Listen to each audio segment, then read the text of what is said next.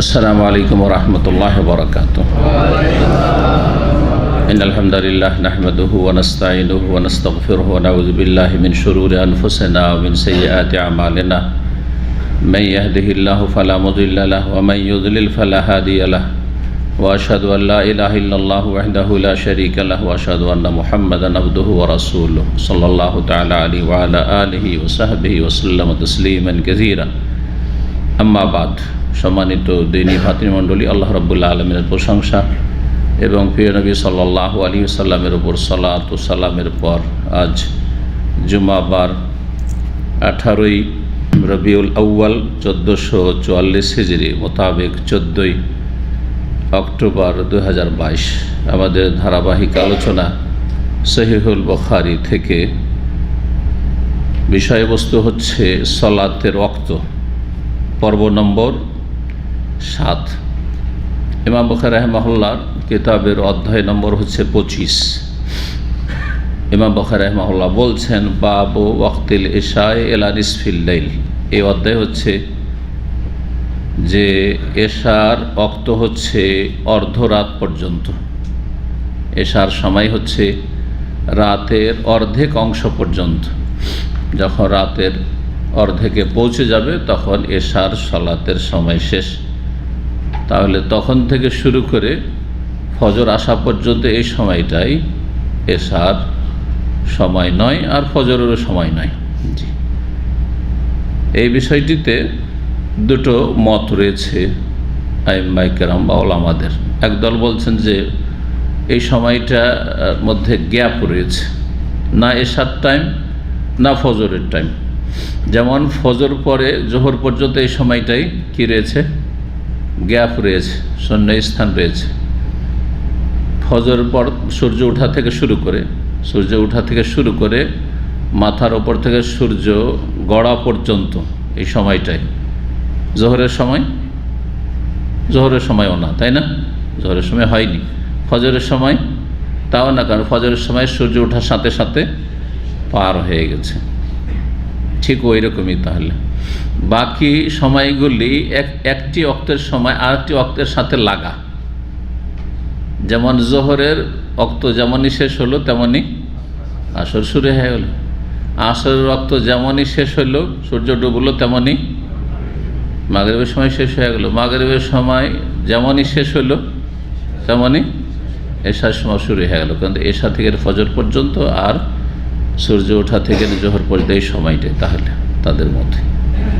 তাহলে কেউ যদি অর্ধেক রাতের পরে এশার সালাত পড়ে, তাদের মতে সেই সালাতটি ওয়াক্তে সময় হলো না, কাজা হয়ে গেল। কী হয়ে গেল? কাজা হয়ে গেল। যদি অনিচ্ছাকৃত হয়, ভুলে গেছিল অথবা অনিচ্ছাকৃত ঘুমিয়ে পড়েছিল, তাহলে গুনাহগার হবে না।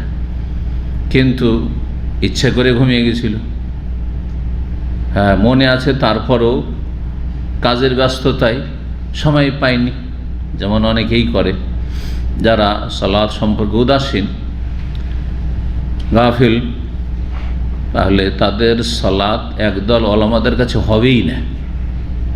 কারণ সময় বেঁধে দিয়েছেন আল্লাহ রাব্বুল আলামিন, সময়ের আগেও যেমন সালাত হবে না, নামাজ হবে না, সময়ের পরেও হবে না। এটি প্রসিদ্ধ মত ইমাম ইবনে তাইমিয়া রাহমাতুল্লাহি আলাইহি। তিনি বলছেন যে কোনো ব্যক্তি ইচ্ছা করে হাটে বাজারে ছিল, শহরে ঘুরতে গিয়েছিল, অথবা গাড়িতে সফর করছে, আর মনে করলো যে এখন তো নামাজ পড়ার মতো পরিস্থিতি নেই, যেমনটা করে কিন্তু অধিকাংশ লোকেরা অজ্ঞতার কারণে এটি করে। অনেক আলেম সমাজও করে, তাদের অজ্ঞতার কারণে এই বিষয়টি তারা ঠিকভাবে বুঝে না। পরে পড়ে নেব, ট্রেনে সফর করছি, বাসে সফর করছি, কেমন করে পড়বো? প্লেনে সফর করছি, কেমন করে পড়বো? সব বাহানা। পার্কে ঘুরছি, সারাদিন ঘুরছি, এই চিড়িয়াখানা তো অমুক জায়গা, জাদুঘর তো অমুক তমুক, কোথায় পড়বো নামাজ? নামাজ পড়ে না, টাইম পার করে দিল। জোহর আসর থেকে গেল, সূর্য ডুবে গেল। তারপরে কেউ যদি আদায় করে, তাহলে সেই নামাজ কবুলই হবে না, হবেই না তার নামাজ। কারণ সময়ের বাইরে চলে গেছে, ইচ্ছাকৃত, তার নিরুপায় নয় সে। এইরকমই ঘুমিয়ে থেকে গেল, অথচ ইচ্ছা করলে জাগতে পারত, দুনিয়ার কাজের জন্য ঠিকই জাগছে। সূর্য উঠিয়ে দিল, সূর্য ওঠার পরে অনেকেই কিন্তু ফজর নামাজ পড়ে, কিন্তু সূর্য ওঠার পরে পড়ে। শহরের অনেক লোক এরকম রয়েছে যারা 5 টাইম পড়ে, কিন্তু আল্লাযীনা হুম আন সালাতিহিম সাহুন, সালাতের ক্ষেত্রে তারা উদাসীন, বেপরোয়া, ইচ্ছা মতো পড়ে। সকাল 8টা-9টায় যখন ঘুম ভাঙলো, ফজরটা পড়লো, তারপরে অফিসে যেয়ে বসলো, ব্যবসা বিজনেস দোকানপাটে যেয়ে বসলো, এই নামাজ কবুল হবে না, কারণ সেটা ফজর ওয়াক্ত নয়, আর সে ইচ্ছাকৃত এরকমটা করেছে, অভ্যাস বানিয়ে ফেলেছে।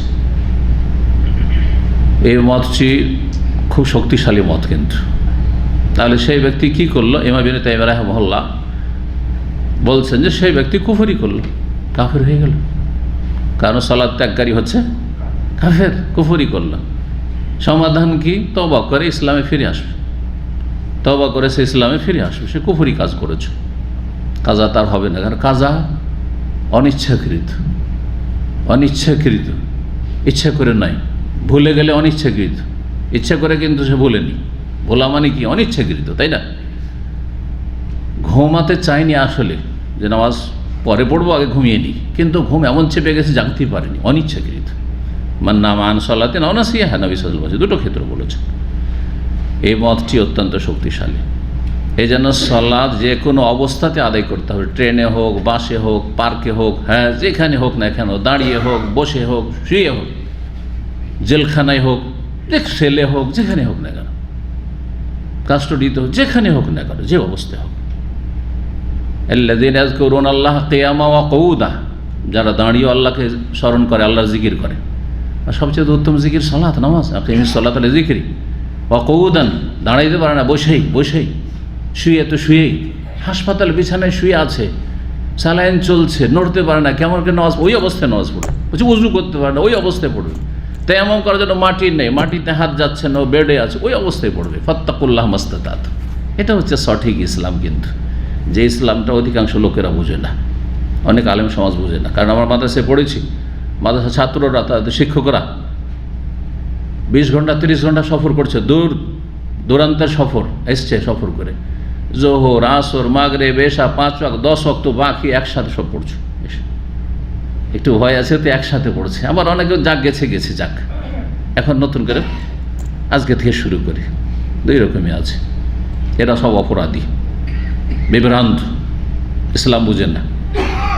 কথা বলছেন না, সতর্ক, সাবধান। প্লেনে যাচ্ছেন, দাঁড়াবার জায়গা আছে, বলেন যে ভাই নামাজ পড়ার জায়গা আছে। সৌদি এয়ারলাইন্সে থাকে বড় প্লেনগুলোতে, লন্ডন থেকে ফেরার পথে পড়েছি নামাজ, জোহর আসর পড়া যায়, মুসাল্লা আছে প্রায় 6 জন 7 জন, ওই জায়গায় একসাথে জামাত করে নামাজ পড়তে পারবে। অধিকাংশ ফ্লাইটে ব্যবস্থা নেই, বা ছোট সৌদি ফ্লাইটগুলো তো ব্যবস্থা নেই। তাহলে আপনি সেখানে সিটে বসে নামাজ পড়বেন।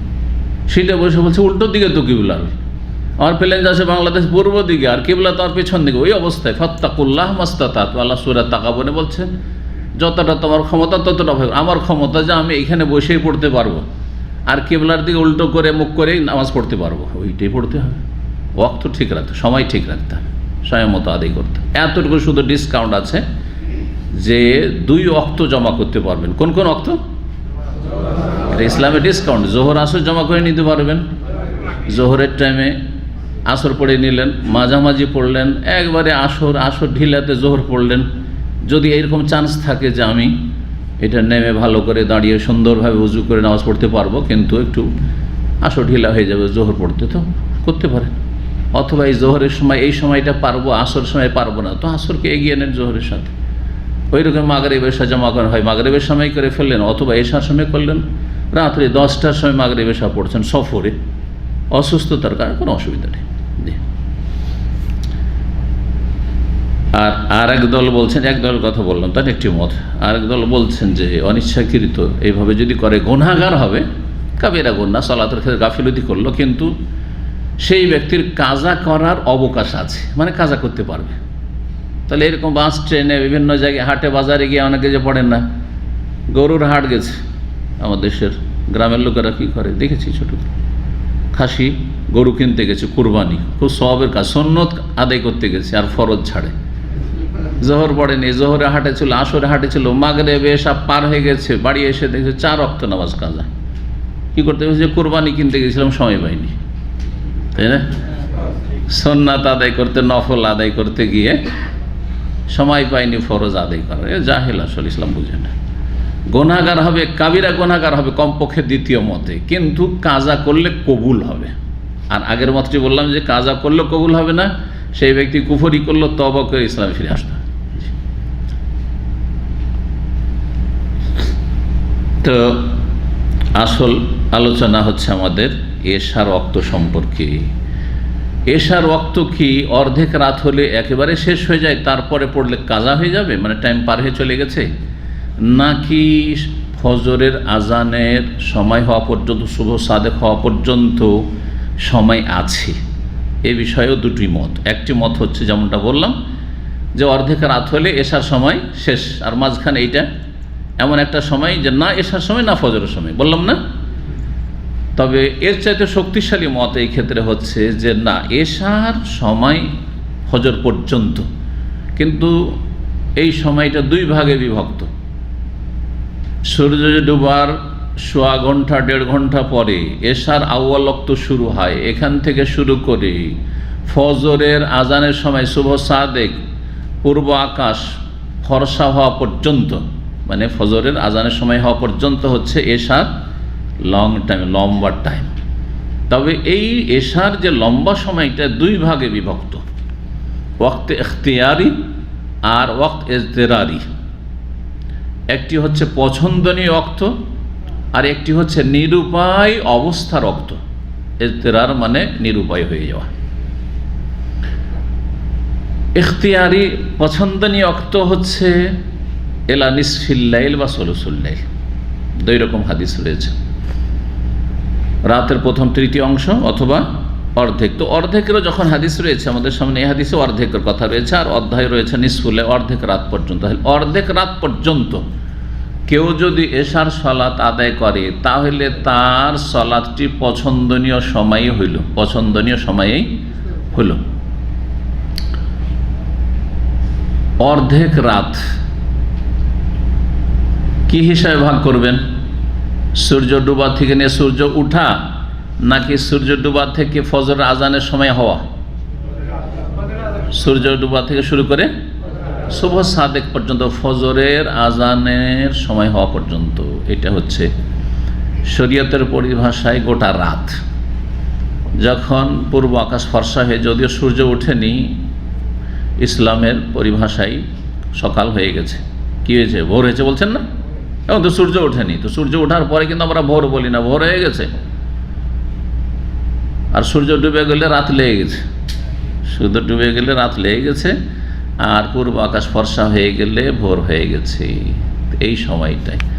তাহলে ধরেন 5টা থেকে, আনুমানিক ধরেন, যদি আজকাল কয়টাই, হ্যাঁ ওই রকম 5:15, 5টা, একসময় 4:45 চলে আসবে এখানে, কিছুদিন পরে 1-1.5 মাস পরে শেষ 4:45টার দিকে চলে আসবে, 4:45-এর দিকে বেলা ডুবে যাবে দমদমে। তো 5টা থেকে নিয়ে ফজর হচ্ছে 4:30 পর্যন্ত। হ্যাঁ, লম্বা রাত ধরে 5টা থেকে 5টা, 5টা থেকে 5টা কয় ঘন্টা হইল? 12 ঘন্টা হইল ধরেন। তাহলে সবচেয়ে লম্বা রাত এটা বছরে ধরে আমাদের এশিয়াতে। পশ্চিমা দেশও নয়, ইউরোপে আশ্চর্য হয়ে যাবে, দিন এক সময় এত ছোট হয়ে যায়, হ্যাঁ মাত্র 5-6 ঘন্টার দিন থাকে ইংল্যান্ডে।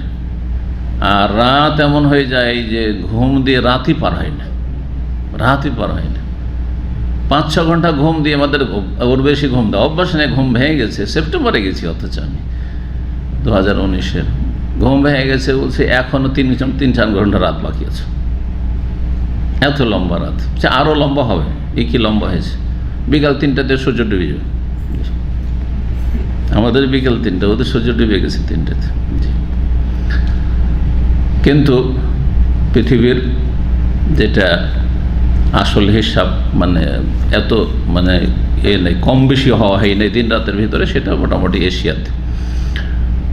তো ধরেন লম্বা রাত আমাদের সন্ধ্যা 5টা থেকে নিয়ে 5টা, 12 ঘন্টাকে 3 ভাগ করেন, তাহলে কত হবে? হ্যাঁ 4-5 নয়, রাত 9টায় তাহলে তৃতীয় অংশ শেষ হয়ে যায়। আর অর্ধেক রাত যদি ধরেন তাহলে 5টা থেকে নিয়ে 6, 5, 11, রাত 11টা, রাত 11টা পর্যন্ত অর্ধেক রাত। তাহলে এশার সলাৎ কেউ যদি রাত 11টার আগে পড়ে, এখন 11 না, এখন 10:30, এদিকে 10টা সোয়া 10টা ধরেন, খুব বড় রাত 10:30, 11টার আগে পড়ে নাই, তাহলে এশার ওয়াক্তের ভিতরে পছন্দনীয় ওয়াক্তে সলাত আদায় করলো। এর আগে বলেছি বিষয়টি, যদি সবাই মিলে জমাত করা সম্ভব হয় পুরুষদের তাহলে উত্তম, কিন্তু সবার জন্য কষ্টকর। শুধু 2জন 3জন ইমাম আর মুয়াজ্জিন বলছে আমরা রাত্রে 10:30টায় এশা পড়বো, আর গোটা গ্রামের মুসল্লি বলছে, মসজিদের সব মুসল্লি, যে না আমাদের জন্য এটা কষ্টকর, আমরা মেহনতের কাজ করি, আমাদের সকালে কাজ আছে, আমাদের নামাজটা 8টার সময় 9টার সময় পড়ান, তাহলে এটা জায়েজ নয় ইমাম মুয়াজ্জিনের জন্য। কথা বোঝা গেছে? সবার মোটামুটি সম্মতিক্রমে বা অধিকাংশ লোকেরা কি চায় ওইটা খেয়াল রেখে যদি বিলম্ব করে জামাত সহকারে পড়ে বেশি উত্তম।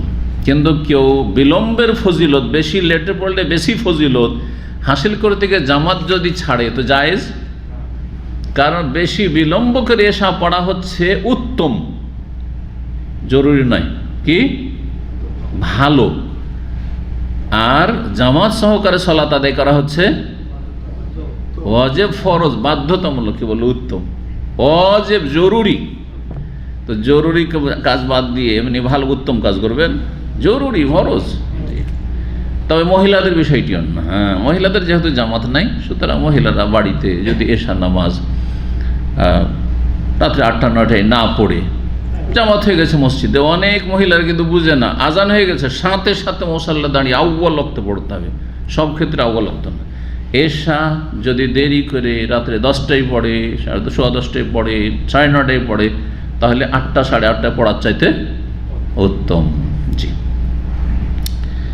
বাকি সময়টা অর্ধেক রাতের পরে যেই সময়টা রয়েছে ফজর পর্যন্ত, এটাও কিন্তু এশার সময় সঠিক মতে কাজা হয়নি, কিন্তু এই সময়টাকে বলা হয়েছে ওয়াক্ত ইজতেরারি বা ওয়াক্ত ইজতেরার, নিরুপায় অবস্থার ওয়াক্ত।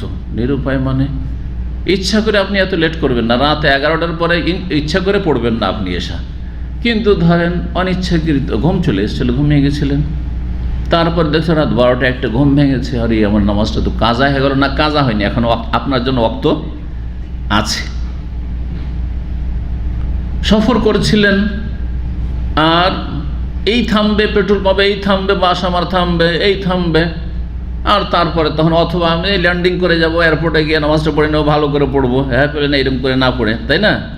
আর দেখা গেল যে লেট হয়ে গেল, তাহলে ইচ্ছা করে আপনি এরকম বিলম্ব করেননি, অনিচ্ছাকৃত করেছেন, মজবুরি, নিরুপায় অবস্থা, ওয়াক্তেই যেন সলাত আদায় করেছে। কেউ যদি রাত 2টার সময়, রাত 1টার সময়, রাত 2:30 3টার সময় ফজর আগেও এসা পড়ে, তাহলে ওয়াক্ত পার হয়ে চলে যায়নি, কিন্তু এটা শখ করি না, পছন্দনীয় ওয়াক্ত না, এটা হচ্ছে অপছন্দনীয় ওয়াক্ত, যদিও ওয়াক্ত আছে। এই মতটি বেশি ভালো বা পছন্দনীয়। বাবু ওয়াক্তিল এশা ইলা নিসফিল্লাহ, এই অধ্যায় হচ্ছে এশার ওয়াক্ত হচ্ছে অর্ধেক রাত পর্যন্ত। আচ্ছা, অর্ধেক রাত আর 1/3, 2 রকম যে হাদিস আছে, কেমন করে সমন্বয় করব? অর্ধেক রাত পর্যন্ত ওয়াক্ত আছে, কিন্তু এর চাইতে বেশি উত্তম হচ্ছে 1/3 সেরে নেওয়া, কারণ অর্ধেক করতে গিয়ে আবার পার হয়ে যেতে পারে বর্ডার দিয়ে গেলে, এটা হচ্ছে সমন্বয়। এই জন্য রাত 11টা বা 10:30 পৌনে 11টা পর্যন্ত সময় থাকলেও সেটা 9:30টার মধ্যে সেরে নেওয়াটাই বেশি উত্তম, বেশি ভালো, সলুসুল্লাহ বেশি উত্তম, যেটাই পছন্দনীয় উত্তম। হাদিস 572 নম্বর হাদিস, আনাস রাদিয়াল্লাহু তাআলা আনহু বর্ণনা করেছেন, তিনি বলছেন আখারান নবী সাল্লাল্লাহু আলাইহি ওয়াসাল্লাম সালাতাল ইশা ইলা নিসফিল লাইল, নবী সাল্লাল্লাহু আলাইহি ওয়াসাল্লাম বিলম্ব করলেন এশার সালাত ইলা নিসফিল লাইল, অর্ধেক রাত পর্যন্ত, অর্ধেক রাত পার হয়ে গেছে। সুম্মা সাল্লা, তারপরে এশার সালাত আদায় করেন। সুম্মা কালা, তারপরে বললেন জনগণকে, কাদ সাল্লান নাস ওয়া নামু, যে লোকেরা সালাত আদায় করেছে এবং শুয়ে গেছে। অন্যান্য লোকেরা মসজিদে নবী আমার সাথে যারা সালাত আদায় করে, তাছাড়া যারা অন্যান্য মহল্লাতে রয়েছে অথবা মদিনার বাইরে রয়েছে, তারা কি করেছে? সালাত পড়ে সব ঘুমিয়ে গেছে।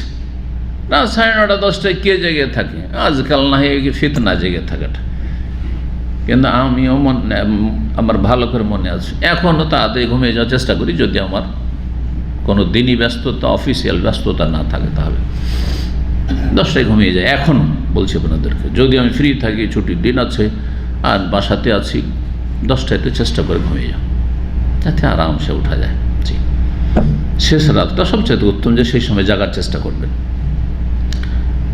দেশে যতদিন থেকেছি, আমি শিক্ষকতা করেছি, পড়াশোনা করতে হয়েছে যথেষ্ট, কিন্তু তারপরেও পড়ে এসে ঘুমিয়ে গেছি। এসে আমাদের একটু লেট হয়, রাত 9টা, 8:30, 8:30, 9টা, এই 9টার মধ্যে ঘুমিয়ে পড়েছি। চিন্তা করেন, 9টায় ঘুমিয়ে গেলে কত ঘন্টা ঘুম হবে? 5 ঘন্টা একটা নেই, 5 ঘন্টার বেশি ঘুম হবে না, তাহলে আরামসে উঠে যাওয়া যায়, তাই না? কেন 12টা পর্যন্ত জাগবেন, কেন 11টা পর্যন্ত জাগবেন আপনি? আর নিজেকে ঝুঁকিতে রাখবেন, আপনি ফজরেও জাগতে পারবেন কি পারবেন না? তাহাজ্জুদ জীবনেও নসিব হবে না রাত 12টায়। যারা রাত 12টায় যারা ঘুমায়, তাদের নসিব জীবনে তাহাজ্জুদ নসিব হবে না, অসম্ভব, এটা মানুষ না। আর যদি গায়ের জোর দেখান যে আমি 2 ঘন্টা 3 ঘন্টা ডেলি শুইব আর তারপরে উঠে যাবো, তো এটা আপনি ক্ষতি করবেন নিজের শরীর স্বাস্থ্যের। মাত্র 2 ঘন্টা শুলেন, আবার উঠে গেলেন আবেগে, আমি তাহাজ্জুদ পড়বই। কতদিন চালাবেন এরকম করে? ফাইনাল্লাহ লা ইয়ামাল্লু হাত্তা তামাল্লু। এই ব্যাপারে নবী সাল্লাল্লাহু আলাইহি ওয়াসাল্লাম বলেছেন যে আল্লাহ নেকি দিয়ে ক্লান্ত হন না, কিন্তু তোমরা ক্লান্ত হয়ে যাবে। হ্যাঁ, তোমরা অসুস্থ হয়ে যাবে। আল্লাহকে পেরেশানি নেই যে এত নেকি দিব কি করে, এত নেকি লোকে করছে দিব কি করে, তাই না? আল্লাহর জন্য কোনো পেরেশানি নেই, তোমাদের পেরেশানি বেড়ে যাবে। এই জন্য আলাইকুম মিনাল আমালে মা তুতিকুন, তোমরা এমন আমলগুলি করিও নফল সুন্নতের ক্ষেত্রে যেটা পারবে, সম্ভবের বাইরে গায়ের জোর দেখিয়ে আমল করিও না। আমি বেশি রোজা রাখবো, আর কঠোর পরিশ্রমের কাজ, সারাদিন রোদের কাজ, সোমবার বৃহস্পতি রোজা ছাড়বই না আমি। আর গিয়ে দেখা গেল যে এইদিকে নফল রোজা রাখতে গিয়ে মালিকের কাজ করতে পারছেন না আপনি, অথচ ওখানে আপনার ফরজ কাজ, ওইটা হালাল রুজিটাকে হালাল করতে হবে। অথবা এমন ভেঙে পড়েছেন যে মনে হচ্ছে যে আপনার সব কিছু শুকিয়ে গেছে, ভিতর শুকিয়ে আসছে। অনেক ভাইরা যারা রোদে কাজকর্ম করে আর রমজানের রোজা রাখে, অনেকে এসে বলছেন শাইখ মনে হচ্ছে যে এখান থেকে শুরু করে ভিতর পর্যন্ত শুকিয়ে গেছে, জিভা নাড়ছে, রসছে না, এত শুকিয়ে গেছে। এতে আপনার ক্ষতি হতে পারে, প্রাণনাশেরও ঝুঁকি হইতে পারে। কেন, এক সাহাবী বেহুশ হয়ে পড়ে যাননি? আর বেহুশ হয়ে নাও ফিরতে পারে, মরেও যেতে পারে মানুষ, সুগার লো হয়ে গেলে, আরও কিছু হয়ে গেলে। তো এই জন্য নবী সাল্লাল্লাহু আলাইহি ওয়াসাল্লাম বলেছেন আলাইকুম মিনাল আমালে মা তুতিকুন, সুন্নত নফল ক্ষেত্রে যতটা সম্ভব ততটা করবে।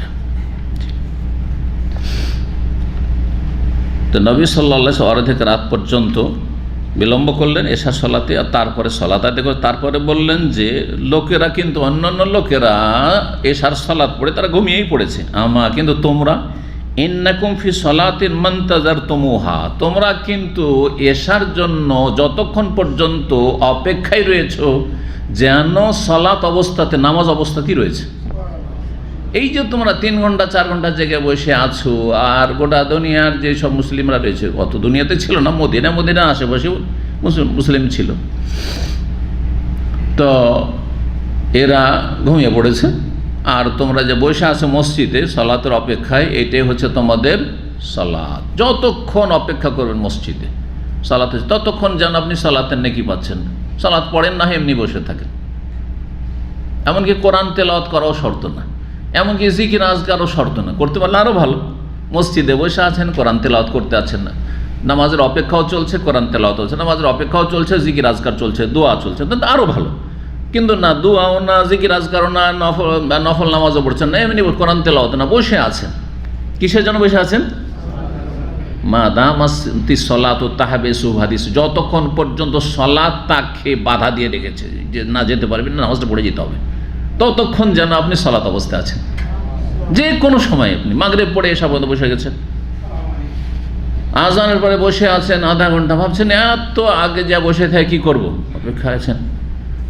ঘুম চাপছে কিন্তু জেগে বসে আছেন, কিসের জন্য? সালাতটা পড়ে ঘুমাবো। অনেকের রাত 12টা 1টা ডিউটি শেষ, হোটেলে যারা কাজ করে, আর তার 2টা 3টে খাওয়া দাওয়া করতে করতে 3টে বেজে যায়। এইখানে বড় ইমানের পরীক্ষা তাদের জন্য। তারা বলে ও খুব ভালোই, এমনি ভালো, দিনই জজবা আছে, কিন্তু বলছে যে ফজরটা পারি না, চলবে নাকি? না, এই সময় এই ফজিলতটা হাসিল করতে হবে। 1-2 ঘন্টা বাকি থেকে গেছে, এদিকে না ওইদিকে না, খাওয়া দাওয়া শেষ হয়েছে রাত 3টা, আর 1 ঘন্টা, আধা ঘন্টা, 40 মিনিট জেগে থাকতে হবে, 1 ঘন্টা 1.5 ঘন্টা জেগে থাকতে হবে, তারপরে ফজর পড়ে ঘুমাইতে পারবেন। আর এখন ঘুমিয়ে গেলেও কোনো মতে উঠতে পারবেন না। ইমানের যেমন পরীক্ষা, যে ইমান আছে না মুনাফিকি আছে, তেমনই এই সময়টা যে অপেক্ষায় বসে আছে ফজর আজান হবে, নামাজটা পড়ে আমি ঘুমাবো, এতক্ষণ আপনি সলাত অবস্থায় তাহাজ্জুদ পড়ে না পড়ে এমনি বসে আছেন, তারপরেও আপনি নফল সলাতের নামাজের নেকি পাচ্ছেন। এই ফজিলতগুলি হাসিল করার নেক নিয়ত নিয়ে, এহতিসাব নেকির আশায় এবং আল্লাহর ভয়ে ইমানকে ধরে রাখার জন্য, মুনাফিকি মুক্ত থাকার জন্য সর্বাত্মক চেষ্টা করতে হবে। আল্লাহ তৌফিক দান করুন। অনেকের এরকম পরিস্থিতি আছে।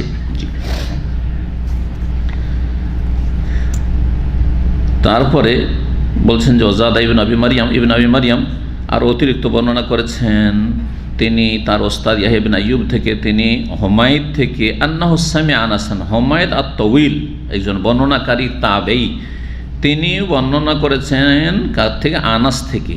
আগের হাদিসে রয়েছে আন হুমায়দিন তাওয়িলে আন আনাসিন, হুমায়দ তাওয়িল।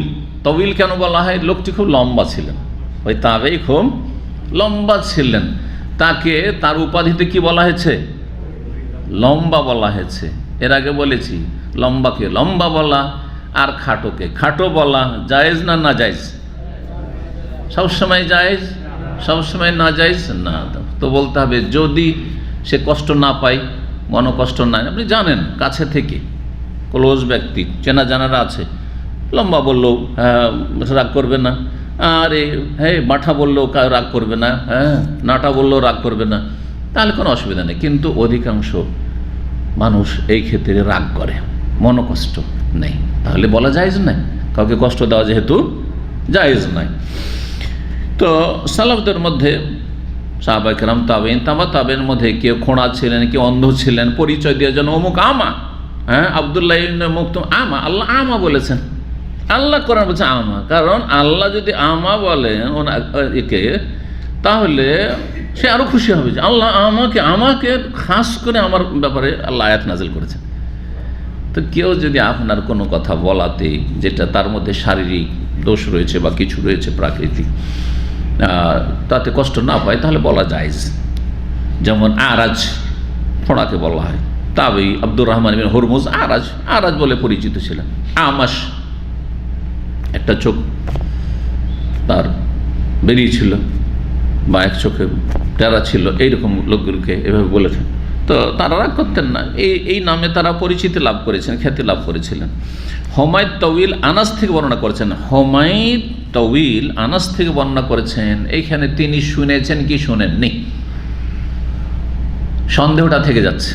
অমুক থেকে বর্ণনা করছেন, এটা বোঝায় সনদের, এটা আনা বলা হয়, আন দিয়ে বয়ান করা, আর এটা হচ্ছে সেমা, শুনে বয়ান করা।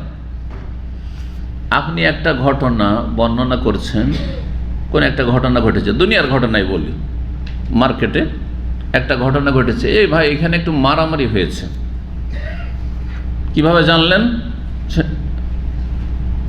যে আমি অমুক আমাকে বলেছে অমুক থেকে, অমুক আমাকে বলেছে অমুকের রেফারেন্স অমুক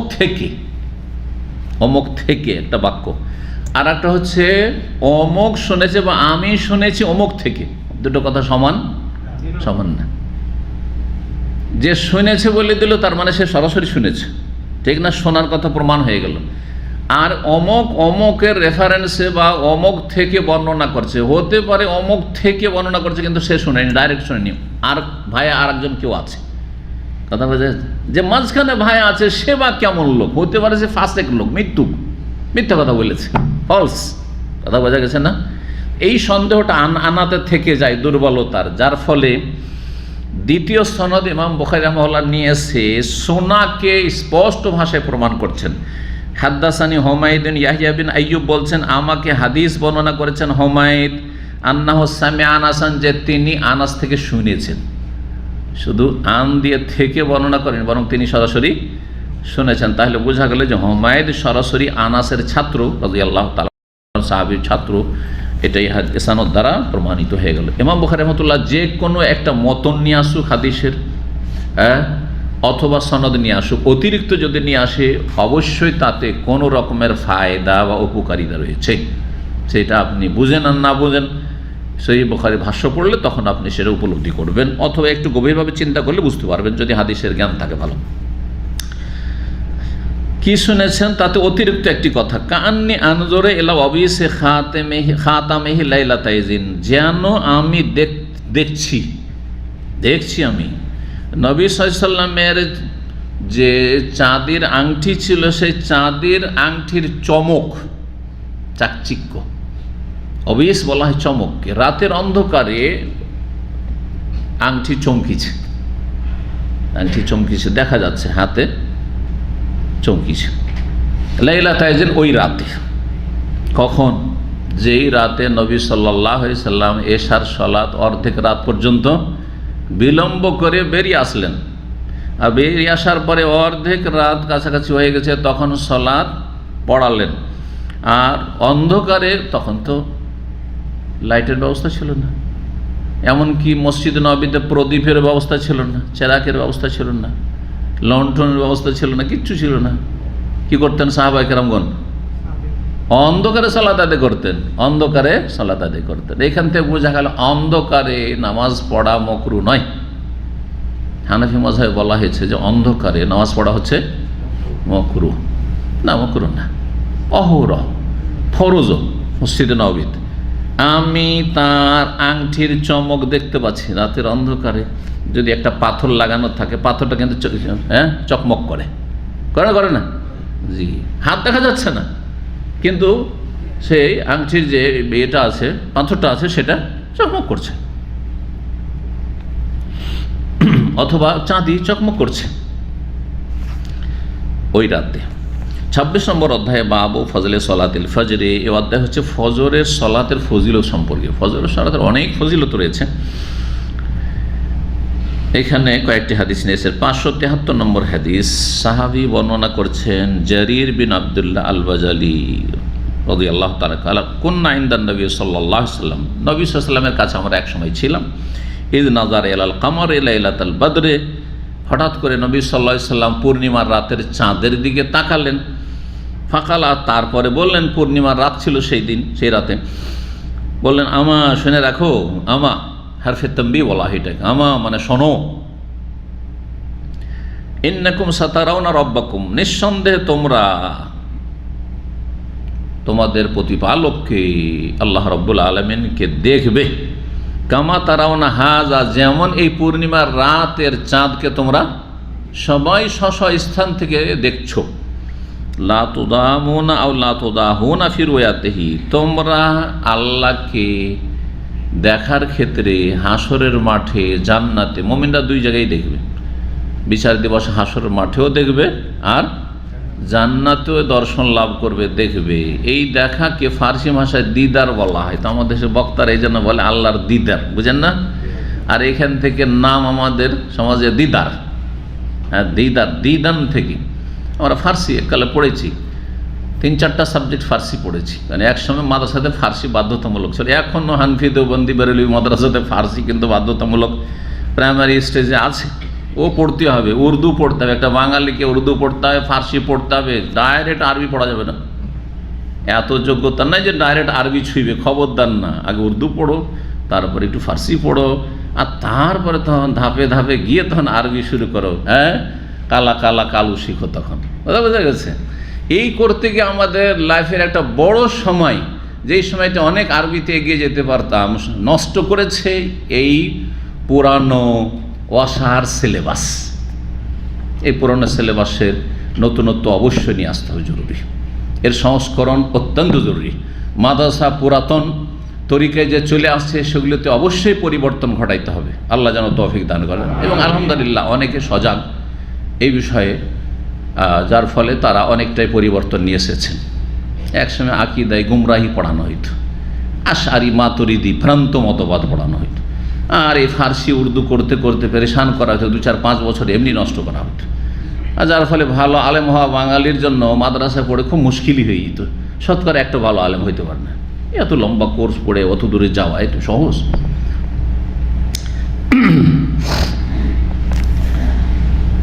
তো নবী সাল্লাল্লাহু আলাইহি ওয়াসাল্লাম বললেন, তোমরা নিঃসন্দেহে তোমাদের প্রতিপালককে দেখবে যেমন এই চাঁদটিকে দেখছো পূর্ণিমার রাতে, লা তুযামুনা, তাতে তোমরা কোনো রকমের কষ্ট বোধ করো না, কোনো রকমের ভিড়ভাড় করো না, কোনো রকমের অস্পষ্টতা অনুভব করো না, ফি রুয়াতিহি, সেটা দেখতে। এই হাদিস সম্পর্কে বিভিন্ন শব্দগুলো যে এসেছে একদিন আলোচনা করেছিলাম।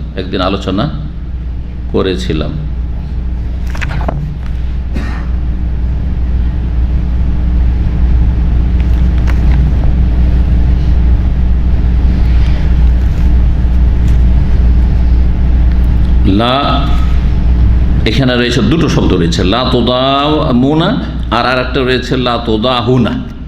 আর আরেক জায়গায় সহিহ বুখারীতে রয়েছে অন্য হাদিসে লা তুদারুনা।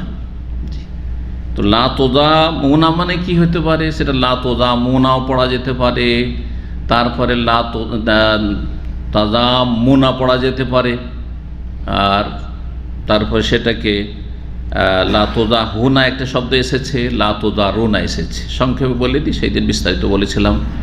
এইটি হয় দম্মন থেকে, যদি লা তাদাম্মুনা তাসদীদ দিয়ে দম্মন থেকে, দম্মন মানে একজন আরেকজনের সাথে মিলিত হয়, ইনজিমাম থেকে। দেখতে গিয়ে তোমরা ধাক্কাধাক্কি করবেন না একে অপরের সাথে একবারে।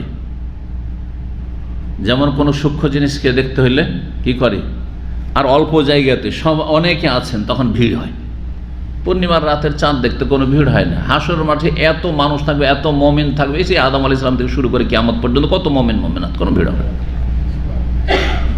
দম্মন থেকে, ইনজিমাম থেকে। আর আরেকটা হচ্ছে দাইমন থেকে। দাইমন মানে কষ্ট হয়, চোখে কষ্ট। সূক্ষ্ম জিনিস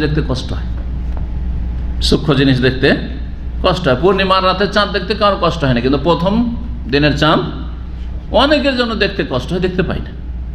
ভিড় তো হয় না, কিন্তু দেখতে কষ্ট হয়, চোখকে দেখতে পাই না। পাশের লোক দেখতে পেলাম, আমি দেখতে পেলাম না, হচ্ছে না। বা অনেক চেষ্টা করেই হয়তো দেখতে পেলাম। দাইমন থেকে। আর লা তুদারুনা, দারার থেকে। কেউ কারো ক্ষতি করবেন না, মানে ধাক্কা ধাক্কিতে অনেকে যে হতাহত হয় না, মানুষের ভিড় ভাড়ে কি হয়, মরে না, বলছে ওই সব হবে না, কোনো ক্ষতি হবে না, কেউ কারো ক্ষতি করবে না দেখতে গিয়ে, একজন আরেকজনের দ্বারা ক্ষতিগ্রস্ত হবে না। আর লা তুদাহুনা, দহুন মানে অস্পষ্ট হওয়া, দেখতে গিয়ে এমন কোনো অস্পষ্টতা অনুভব করবে না। দেখছি কিন্তু আবছা দেখছি, এমনটা হবে না। দেখলাম কিন্তু খুব ক্লিয়ার দেখতে পেলাম না, এটা হচ্ছে লা তুদাহুনা। তাহলে বিভিন্ন শব্দগুলোর ফায়দা এই যে কোনো রকমের এইরকম দেখতে কোনো রকমের কোনো দিক থেকেই কষ্ট হবে না, না দৃষ্টিশক্তিকে কষ্ট হবে, না এমন কোনো ধাক্কাধাক্কি হবে যাতে ক্ষয়ক্ষতির আশঙ্কা রয়েছে, না এক অপরের সাহায্য নিতে হবে, ভাই কোনটা কই এরকম করতে হবে না। আর কোনো রকমের অস্পষ্টতাও থাকবে না, ক্লিয়ার দেখবে। আল্লাহ সবচেয়ে বড় নিয়ামত হবে আল্লাহ রাব্বুল আলামিনের সাক্ষাৎ, রুয়াতুল্লাহ। আরবিতে রুয়াত, বাংলায় দর্শন, আর দিদার উর্দু ফার্সি, সেটাই আমাদের দেশে প্রচলিত হয়েছে। কিন্তু এই আল্লাহর দর্শন যদি হাসিল করতে চাও, সে হাসরের মাঠে আর জান্নাতে, তার মানে জান্নাতি তুমি যে আল্লাহকে দেখতে পাবে সে হচ্ছে জান্নাতি। জান্নাত লাভ করতে চাও, আল্লাহর দর্শনে ধন্য হতে চাও, তাহলে কি করতে হবে? দুটো সলাতের বড় যত্ন সহকারে হেফাজত করতে হবে। আর এই দুটো সলাতের যদি কেউ হেফাজত করে আর নাই, তাহলে অন্য সলাতে কোনো রকমের ঘাটতি হওয়ার প্রশ্ন উঠে না, উঠেই না। উদ্দেশ্য এটা না যে 2 ওয়াক্ত পড়লেই তুমি কিন্তু আল্লাহকে দেখতে পাবে, এটা উদ্দেশ্য মোটেই না। উদ্দেশ্য হচ্ছে এই দুটো সালাত অধিকাংশ লোকের জন্য, এমনকি যারা মুসল্লি নিজেদেরকে ভাবে তাদের জন্য কষ্টকর। এই দুটো নামাজ যদি ঠিকভাবে পড়তে পারে, বাকি ছোটার প্রশ্নই ওঠে না। এখানে সৌদি আরবে বেনামাজিও মাগরিব এসে পড়ে না, কারণ ডিউটির সময় আছে, দোকানপাট বন্ধ করে কোথায়। আর কিছু বেনামাজি আছে নিকৃষ্ট বেনামাজি, আর সবই নিকৃষ্ট। কিন্তু কথা হচ্ছে জুলুমাতুম ফাওকা, একটা আর একটা চাইতে খারাপ। যে দোকান বন্ধ করে মাগরিবের সাথে চলে গেল, চা পান করছে, সব খবর আছে আমার, ওপরে উঠে গেল। শয়তান যেমন আজান শুনলে, ইকামত শুনলে পালাই, তেমন উল্টো দিকে, মসজিদের উল্টো দিকে, ঠিক তেমনি এরাও কিন্তু উল্টো দিকে পালায়। শয়তানের সাথে খুব মিল আছে কিন্তু।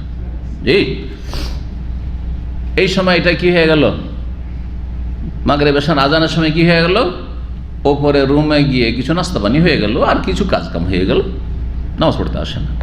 কিন্তু অধিকাংশ বেনামাজি হলে আর কোনো ওয়াক্ত না পড়লেও কি পড়ে, মাগরিবের সাথে পড়ে। দোকানপাটে ঘোরাঘুরি করছে, বা দোকানপাট হয়তো সেলসম্যান ইত্যাদি কাজকর্ম করছে, আজান হইলো, মসজিদ সামনে আছে, চলে গেল, নষ্ট পড়িল। ফজর নেই, ফজর নেই। আসর ওই যে খেয়ে দিয়ে ঘুমিয়েছিল, নেই। জোহর পাকশাক করছিল, জোহরের দোকানটা বন্ধ করে গিয়ে পাকশাক করছিল। কথা সত্য বলছি না বাড়িয়া বলছি? অধিকাংশ বেনামাজিদের অবস্থাটা এরকম। এগুলো বেনামাজি কিন্তু।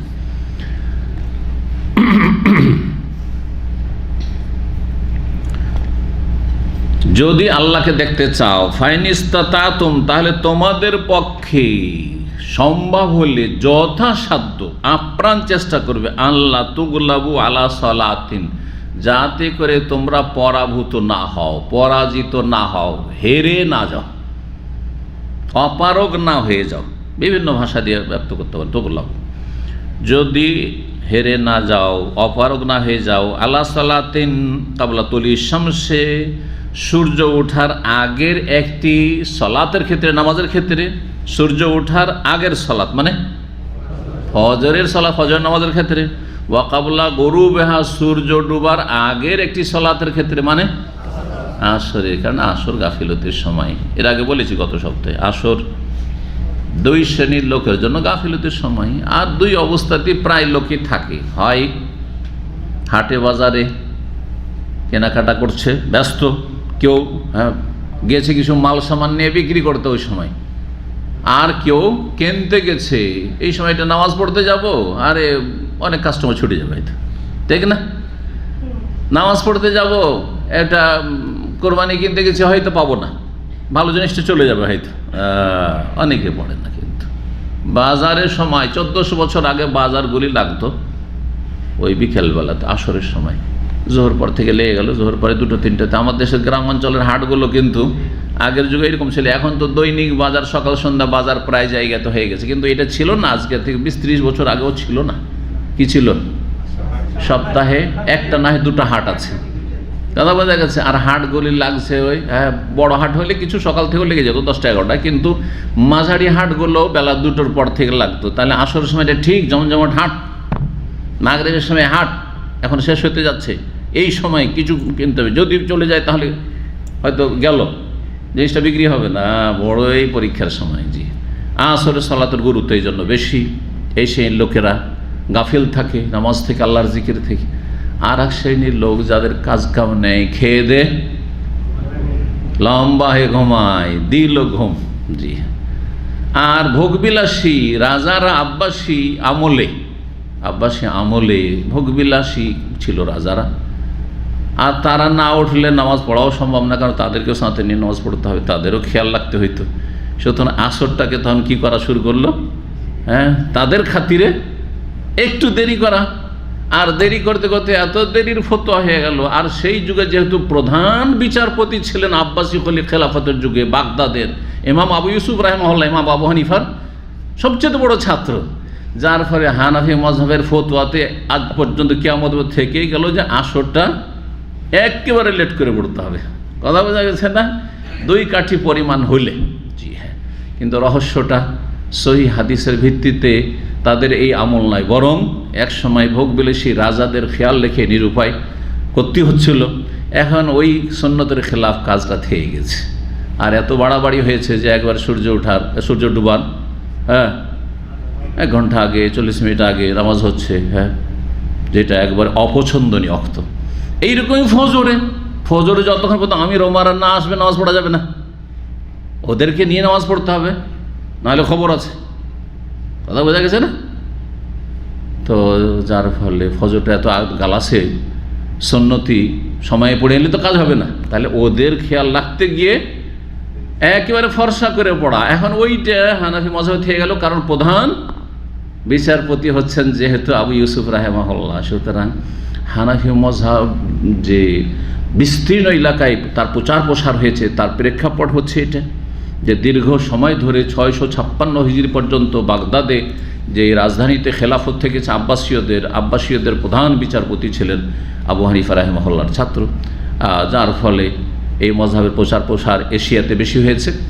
আর 2 নম্বর কথা, যে এই ফজর আর আসরে নামাজে এত বিলম্ব করে পড়ার ফতোয়াটাও এর প্রচলন তাদের সমাজে হয়েছে এইভাবে। জি, আশা করি বিষয়টি বোঝা গেছে। কিন্তু আসলে এটা সুন্নত নাই, সুন্নতি আছে। জি, যদি তোমরা পারো তাহলে সূর্য ওঠার আগে, সূর্য উদয় হওয়ার আগের সালাতের ক্ষেত্রে তোমরা হারবে না, অপারগ হবে না। আর সূর্য অস্তমিত হওয়ার আগের সালাতের ক্ষেত্রে তোমরা অপারগ হবে না। ফাফালু, তাহলে অবশ্যই সেটা করিও। অর্থাৎ ফজর আর আসর যদি ঠিক করে তোমরা পড়ো যত্ন সহকারে, তাহলে বাকি নামাজগুলি অবশ্যই ছুটবে না। আর 5 ওয়াক্ত সালাতে যদি হেফাজত করতে পারো, নিয়মিত আজীবন 5 ওয়াক্ত নামাজ চালিয়ে যাও, তাহলে আল্লাহ রাব্বুল আলামিনকে দেখে তোমরা কি হবে? ধন্য হবে, ভাগ্যবান হবে, আল্লাহ রাব্বুল আলামিনকে দেখতে পাবে, জান্নাত পাবে। জি, তার দলিল হিসাবে কোরআনের আয়াত পাঠ করলেন রাসূলুল্লাহ সাল্লাল্লাহু আলাইহি ওয়াসাল্লাম, ফাসাব্বিহ বিহামদি রাব্বিকা, তোমার প্রতিপালকের প্রশংসার সাথে সাথে তাসবিহ করো, কাবলা তলুই শামসের, সূর্য ওঠার আগে, ও কাবলা করে সূর্য ডুবার আগে। সূর্য ওঠার আগে মানে ফজর, আর সূর্য ডুবার আগে মানে হচ্ছে আসর। এই আয়াত একাধিক জায়গায় রয়েছে, সূরা কাফে রয়েছে। তো এই আয়াতে তাসবিহ আর প্রশংসা বলে কি বোঝানো হয়েছে? সালাত বোঝানো হয়েছে, নামাজ বোঝানো হয়েছে। নামাজকে তাসবিহ বলা কোরআন এবং হাদিসে প্রমাণিত। 574 নম্বর হাদিস বর্ণনা করছেন আবু বকর ইবনে আবি মুসা, তার পিতা আবু মুসা আশআরী রাদিয়াল্লাহু তাআলা আনহু থেকে। আবু মুসা আশআরী রাদিয়াল্লাহু তাআলা আরব দেশের দক্ষিণ অঞ্চলের মানুষ, তখনকার যুগে ইয়ামান বলা হতো, ইয়ামান। জি, তো ওখান থেকে এসে ইসলাম গ্রহণ করেছিলেন আবু মুসা আশআরী, প্রসিদ্ধ প্রখ্যাত সাহাবী।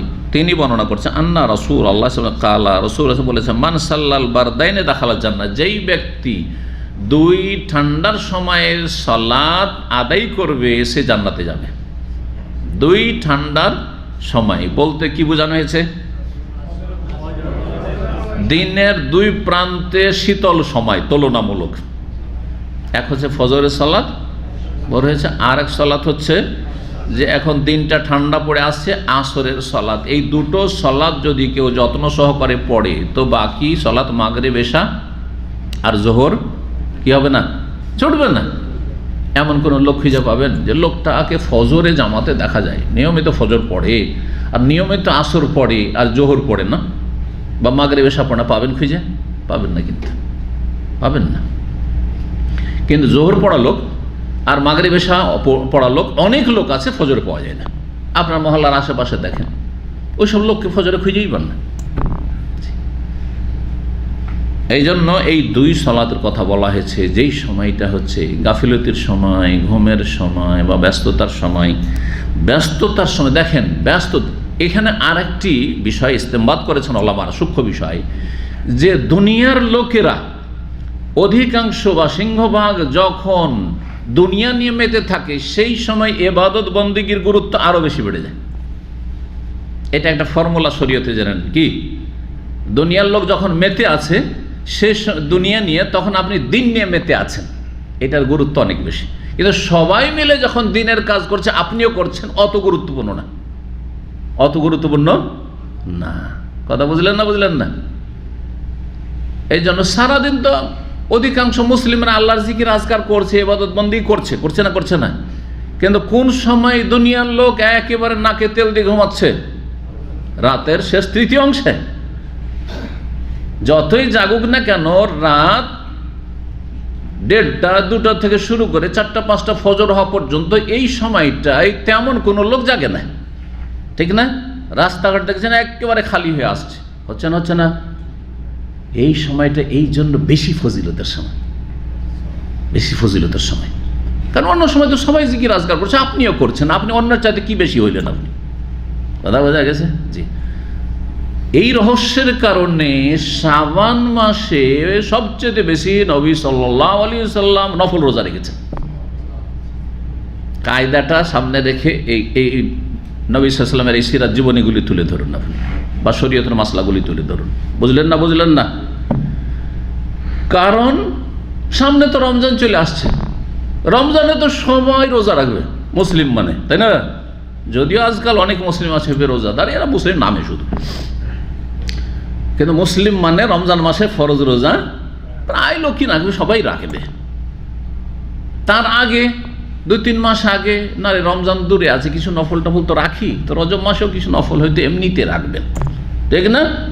তার আগের মাসগুলোতে নফল কিছু রোজা রাখি, রমজান মেলা দূরে আছে, ওই যে রমজানে রোজা রেখেছি আর রাখবো না, মাঝে মাঝে রাখি, ঠিক না? কিন্তু শাবান মাস চলে আসলে স্বাভাবিক মানুষে কি মনে করে, এই তো রমজান কাছে চলে এসছে, আর রমজান মাসে কি করতে হবে, গোটা মাস রোজা রাখতে হবে, যাক এই মাসটা একটু ভালো করে খাওয়া দাওয়া করি, এমন মানুষও তৈরি হতে পারে কি পারে না? যার ফলে এই গাফিলতির সময় নবী সাল্লাল্লাহু আলাইহি ওয়াসাল্লাম বলেছেন, এই জন্য নাসাইর হাদিস, যাকা শাহরুন ইয়াগফালুন নাসু আনহু, এই শাবান মাসটি এমন একটি মাস যেই সময়টাতে অধিকাংশ লোক গাফিল থাকে রোজা থেকে। আর শাবান আর কি আর রোজা রাখবো, রমজানে তো পুরোটাই রাখবো। এই জন্য নবী সাল্লাল্লাহু আলাইহি ওয়াসাল্লাম কি করেছেন, এই গাফিলতির সময় বেশি বেশি রোজা রেখেছেন। যেই সময় দেখছেন যে মানুষ হাটে বাজারে শুধু অশ্লীল কথা বলছে, আলতু ফালতু কথা বলছে, হাটে বাজারে কোনো জিকির আজকার হয়? মসজিদে সবাই জিকির আজকার করছে, মসজিদে সবাই জিকির আজকার করছে, কে মসজিদে এসে আলতু ফালতু কাজ করে? ইল্লা মাশাআল্লাহ। কিন্তু হাটে বাজারে রাস্তাঘাটে জিকির আজকার করার লোক খুব কম।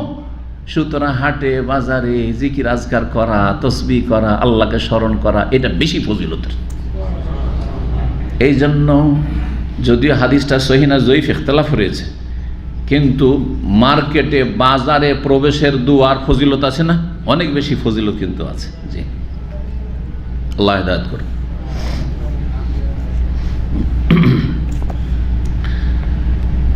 হাদিস ছিল, যেই ব্যক্তি ঠান্ডার সময়ে 2 সালাত পড়বে সে জান্নাতে যাবে, কারণ সে অন্য সালাত ছাড়বে না, সে 5 ওয়াক্ত নামাজি, আর 5 ওয়াক্ত নামাজি হলে জান্নাতে যাবে, নবী সাল্লাল্লাহু আলাইহি ওয়াসাল্লাম সার্টিফিকেট দিয়েছেন। তাহলে এই ফজিলত পাওয়া গেল। এই হাদিস তো সহিহ বুখারীতে রয়েছে, সহিহ মুসলিমও রয়েছে, কিন্তু সহিহ মুসলিমে আরেকটি হাদিস, লা ইয়ালে জান্নার, জাহান্নামে কখনো যাবে না। মান সাল্লা কাবলা তলুই শামস কাবলা গরুবা, যেই ব্যক্তি সূর্য উঠার আগে আর সূর্য ডুবার আগে এই 2 সালাত পড়ে, 2 নামাজ পড়বে, সে জাহান্নামে যাবে না। হাদিস এটি হয়ে গেল। তারপরে 2টি সনদ নিয়ে এসেছেন। আরেকটি সনদ রয়েছে, ইবনে রাজা বলছেন হাদাসানা হাম্মাম আন আবি জামরা, আবু জামরা আবু বকর থেকে বর্ণনা করছেন। আবু বকর হচ্ছেন ইবনে আব্দুল্লাহ বিন কাইস, আব্দুল্লাহ বিন কাইসের ছেলে। আখবারাহু বিহাযা, এই হাদিস বর্ণনা করেছেন। এখানে আব্দুল্লাহ বিন কাইস আসলো, কিন্তু আবু বকরের নাম, আবু বকরের বাপের নাম হলো আব্দুল্লাহ বিন কাইস। সনদের ফায়দাটা দেখাচ্ছি, আর ইমাম বুখারী দেখাতে চেয়েছেন ওইটা। তৃতীয় সনদ নিয়ে আসছেন যে হাদাসানা ইসহাক বর্ণনা করছেন হেব্বান থেকে, হেব্বান বর্ণনা হাদাসানা হাম্মাম, আর তিনি বর্ণনা করছেন হাদাসানা আবু জামরা, আবু জামরা থেকে আবু জামরা বর্ণনা করছেন আবু বকর বিন আব্দুল্লাহ থেকে। আবু বকর হচ্ছে কার ছেলে? আব্দুল্লাহর ছেলে। এখানে শুধু আব্দুল্লাহ বলা হয়েছে, তার বাপের নাম। মাঝখানে যে সনদটি এসেছে আব্দুল্লাহ বিন কাইস বলা হয়েছে। প্রথম হাদিসে বলা হয়েছে আবু জামরা বর্ণনা করছে হাদাসানা আবু জামরা আন আবি বকর ইবনে আবি মুসা। আবু বকর হচ্ছেন আবু মুসার ছেলে। আবু মুসা কে? আবু মুসা আশআরী বললাম। এখন এই 3টে সনদের ফায়দাটা দেখেন। যেখানে শুধু আব্দুল্লাহ, মানে এখানে আব্দুল্লাহ বিন কাইস, কে? আব্দুল্লাহ বিন কাইস। আর আব্দুল্লাহ বিন কাইস কেমন করে জানলাম? কারণ মাঝখানে যে সনদটা এসেছে সেটাতে আব্দুল্লাহ বিন কাইস এসেছে। আবু বকরের বাপের নাম কি? আব্দুল্লাহ বিন কাইস। আর আব্দুল্লাহ বিন কাইসটাকে তার কুনিয়াত, উপনাম হচ্ছে, ডাক নাম হচ্ছে আবু মুসা আশআরী। আবু মুসা আশআরী। তাহলে এখান থেকে আমরা জানলাম আবু মুসা আশআরী রাদিয়াল্লাহু তাআলা আনহুর নাম ছিল আব্দুল্লাহ বিন কাইস। জি, আশআরী বংশের লোক ছিলেন দক্ষিণ অঞ্চলে। দক্ষিণ অঞ্চল বলতে আলবাহা, আবহা, ওই সব এলাকাকে বলা হয়, যেগুলো ওই প্রাচীন যুগে ইয়ামান বলা হতো। ইয়ামান মানে কাবার ইয়ামিন, আলা ইয়ামিনিল কাবা, কাবার ডান দিকে যা আছে সব হচ্ছে ইয়ামান। হ্যাঁ, আর কাবার বাম দিকে যা আছে তা হচ্ছে শাম, বোঝা গেছে? শাম উত্তর দিকে আর দক্ষিণ দিকে হচ্ছে ইয়ামান। জি। আর আজকালকার ইয়ামান হচ্ছে, সেটা হচ্ছে রাজনৈতিকভাবে ম্যাপের ইয়ামান, কিন্তু সেটা তখনকার যুগের পরিভাষা আলাদা ছিল। তখন গোত্রীয় শাসন ছিল, তখন এরকম রাষ্ট্রীয় শাসন এরকম ছিল না যে এটা হচ্ছে ইয়ামান দেশ আর এটা হচ্ছে আরব দেশ, এমন ছিল না আসলে। সেটাও আরবের একটা অংশ ছিল। আর কাবার ডান দিকে পড়ার কারণে ওর নাম ইয়ামান। আর শাম দেশ যদি আলাদা দেশ ছিল, সেখানে রাষ্ট্রীয় শাসন ছিল, কারণ সেটা রোমানদের দখলে ছিল। কিন্তু আরব জগতে কোনো রাষ্ট্রীয় ক্ষমতা ছিল, রাষ্ট্রীয় শাসন ছিল না। এই তো আল্লাহর বড় হিকমত। কারণ রাষ্ট্রীয় ক্ষমতা থাকলে, নবী সাল্লাল্লাহু আলাইহি সাল্লামের দাওয়াত যখন শুরু হয়েছিল, তখন রাষ্ট্রীয় শক্তি কত বড় একটা শক্তি, মজবুত শক্তি।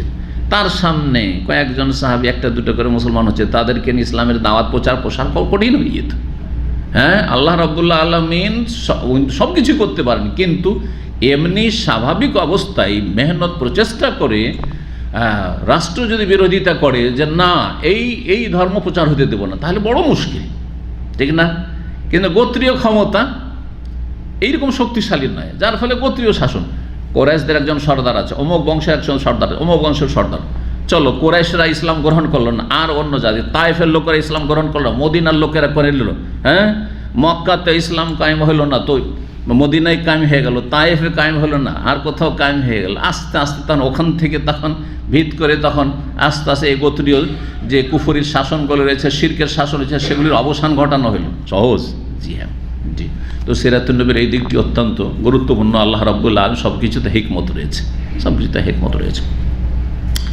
27 নম্বর অধ্যায়, বাবু ওয়াক্তিল ফজর। এই অধ্যায় হচ্ছে ফজরের ওয়াক্ত সম্পর্কে, ফজরের ফজিলত সম্পর্কে আগের অধ্যায় ছিল, আর এই অধ্যায় হচ্ছে ফজরের ওয়াক্ত কখন থেকে কখন। জি। 575 নম্বর হাদিস বর্ণনা করেছেন আনাস বলছেন, আন্না যায়েদ বিন সাবিত হাদাস যায়েদ বিন সাবিত রাদিয়াল্লাহু তাআলা আনহুমা বর্ণনা করেছেন তাকে, আন্নাহুম তাসাহারু মা নবী সাল্লাল্লাহু আলাইহি ওয়াসাল্লাম, তারা সুহুর করলেন বা সাহরি খেলেন নবী সাল্লাল্লাহু আলাইহি ওয়াসাল্লামের সাথে। সাহরি খাওয়া মানে রোজা রাখার জন্য যে সুন্নতি খাবার, এই খাবার সুন্নত না ফরজ? আচ্ছা, কেউ যদি খাবার না খায়, সাহরি না খায়, তো তার রোজা হবে? অনেকে মনে করে যে আমি তো কিছু খেতেই পারিনি, আজকে ঘুম ভাঙেনি, রোজা হবে না, তাই না? নিয়ত যদি থেকে থাকে অন্তরে যে আমি তো আজকে রোজা আছি, রাখবো, জানা আছে রমজান মাস, রাখবই, আর উঠতে পারেনি, রোজা হবে না? হবে না, কারণ অলরেডি তার নিয়ত আছে, রমজান মাস চলছে। কিন্তু প্রথম রমজান শুরু হতে যাচ্ছে, আর জানেও না যে রমজান শুরু হয়েছে, চাঁদ দেখা গেছে কিনা খবরই নেই, আর তারপরে ফজর হওয়ার পরে জানতে পারছে আরে আজকে তো চাঁদ দেখা গেছে, আর তুমি তো জানতে পারনি, ঘুমিয়ে পড়েছিলে, তাহলে তো নিয়ত করে ঘুমাই নাই।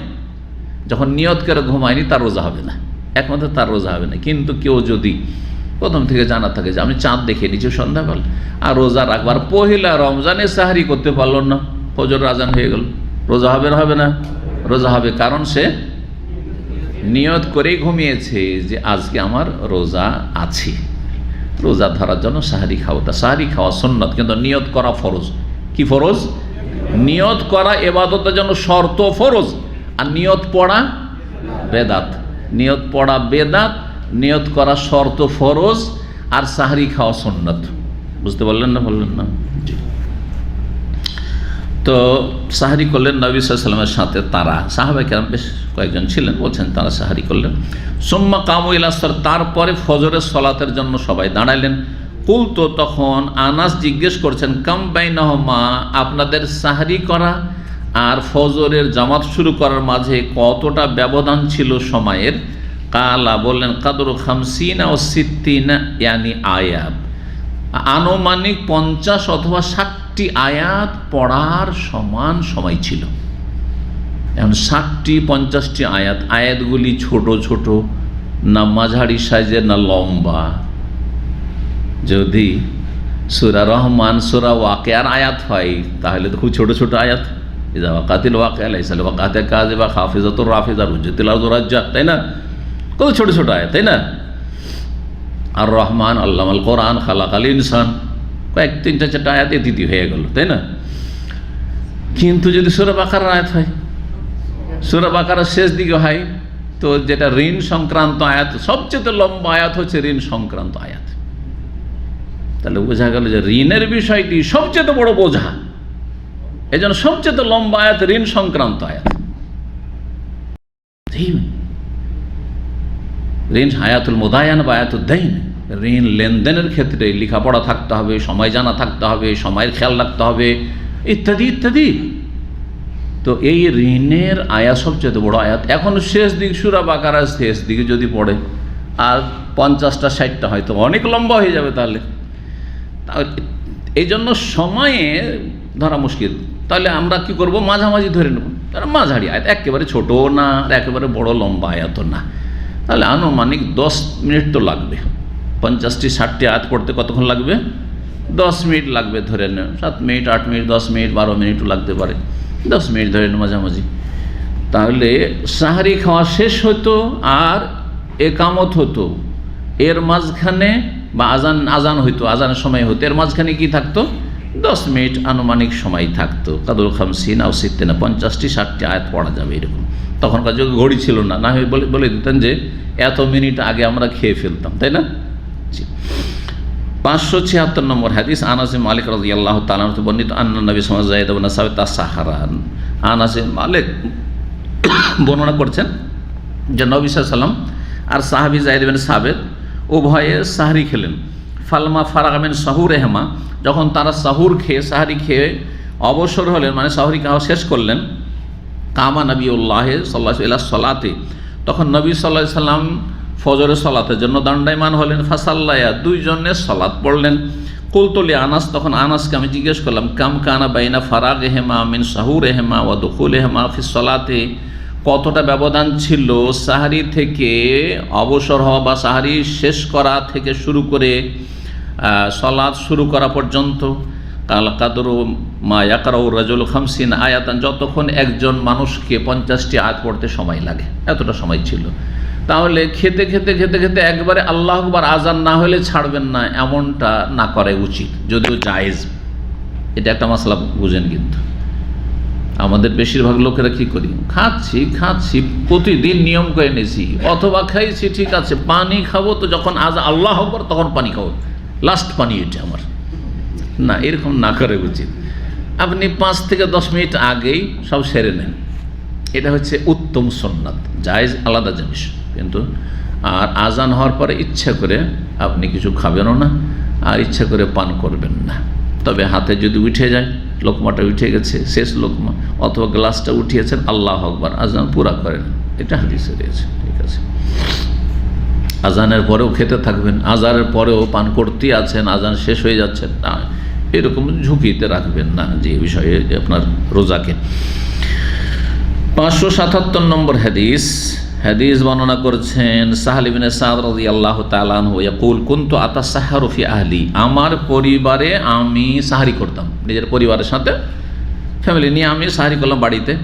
সুম্মা ইয়াকুনু সুরআতুন বি, তারপরে আমার খুব তাড়া থাকতো। কি জন্য তাড়া থাকতো? যে মসজিদে নবী বাড়ি থেকে আমার দূরে, তাড়াতাড়ি গিয়ে নামাজ ধরতে হবে, না হলে নামাজ পাবো না, না হলে সালাত পাবো না, জামাত ছুটে যাবে। সুম্মা ইয়াকুনু সুরআতুন ফি, তারপরে আমার খুব তাড়া থাকতো কিসের জন্য? আন উদরিকা সালাত আল ফজর মা রাসূলিল্লাহ সাল্লাল্লাহু আলাইহি ওয়াসাল্লাম, ফজরের সালাত যাতে করে আমি পেয়ে যাই রাসূলুল্লাহ সাল্লাল্লাহু আলাইহি ওয়াসাল্লামের সাথে। ফজরের সালাতের সময় সম্পর্কে এখানে যে হাদিসগুলো নিয়ে এসেছে সেগুলি হচ্ছে যে ফজরের সালাত সাহারি শেষ করলেন, আর সাহারি শেষ করার কিছুক্ষণ পরে, মানে সাহারিটা একবারে শেষখানে শুভ সাদেক পর্যন্ত সাহারি খেতে পারবেন, আর তারপরে সালাত শুরু করেন। এই মর্মে কিছু সময় দেওয়া ভালো, মানুষ যাতে করে উজু করে নিতে পারে, কারো যদি শৌচকার্য থাকে বাথরুম থেকে সেরে নিল, যেমন সময় দেওয়া হচ্ছে। আর এই জন্য আলহামদুলিল্লাহ সৌদি আরবে ফজরের সালাতে একটু সময় বেশি লাগার কথা, যেহেতু ঘুমিয়েছিলেন, আর তারপরে ঘুমের একটা গাফিলতি আছে, আবার উজু আছে, আবার অধিকাংশ লোকের কাজায় হাজাতের প্রয়োজন হতে পারে, যার ফলে 20 মিনিট 25 মিনিট আধা ঘন্টা পর্যন্ত, যেগুলো আরবি মহল্লা সেগুলোতে আধা ঘন্টা পর্যন্ত, আর যেটা মাঝামাঝি 25 মিনিট 20 মিনিটের কম কোনো জায়গায় সাধারণত নয়। তবে কোনো জায়গায় যদি 15 মিনিটও সময় দেয় সেটা যথেষ্ট 15 মিনিট, কিন্তু যদি বেশি সময় দেয় তাতে কোনো অসুবিধা নেই। কিন্তু এগুলো একবারে শরীয়তে বাঁধা ধরা যে আজান একামতের মাঝখানে আধা ঘন্টা দিতেই হবে, 20 মিনিট 25 মিনিট দিতেই হবে, এমন কথা নেই। যদি তাড়াতাড়ি থাকে যে সবাই হাজির হয়ে গেছে আর 10 মিনিটের মধ্যে আমরা শুরু করে দিলাম, যেমন রমজান মাসে সাহারি খায় সবাই চাই যে একটু কী করবো, বিশ্রাম করব, সুতরাং 10 মিনিট পরে যদি একামত হয়ে যায় কোনো অসুবিধা নেই, 8 মিনিট 10 মিনিট একামত অনেক জায়গায় হয়ে যাচ্ছে, কোনো অসুবিধা নেই। জি, 578 নম্বর হাদিস বর্ণনা করেছে মা আয়েশা রাদিয়াল্লাহু তাআলা আনহা থেকে, উরওয়া ইবনে জুবাইর তার বোনের ছেলে, খালার কাছ থেকে বর্ণনা করছেন। কালাত বলছেন, মা আয়েশা রাদিয়াল্লাহু বলেন, কুন্না নিসাউল মুমিনাতি ইয়াশহাদনা মা রাসূলিল্লাহ সাল্লাতাল ফজরে, মুমিন রমণীরা মানে সাহাবিয়াত, সাহাবী নারীগণ রাদিয়াল্লাহু তাআলা আনহুন্না, তারা রাসূলুল্লাহ সাল্লাল্লাহু আলাইহি ওয়াসাল্লামের সাথে উপস্থিত হইতেন সালাতুল ফজরে, ফজরের সালাতে, ফজরের নামাজে। নবী সাল্লাল্লাহু আলাইহি ওয়াসাল্লামের আমলে মসজিদ নববীতে মহিলারা ফজর পড়তে আসতেন, ফজর পড়তে কি করতেন? আসতেন। আর অন্য হাদিসে রয়েছে তারাবিও পড়তে আসতেন, বিশেষ করে রমজান মাসে এর সাথে আসতেন তারাবি পড়তে, আর ফজরে আসতেন ফজর পড়তে। তো ফজরে আসা যদি জায়েজ হয় তো বাকি দিনের সালাতগুলি জায়েজ কিনা, দিনের সালাত জায়েজ কিনা?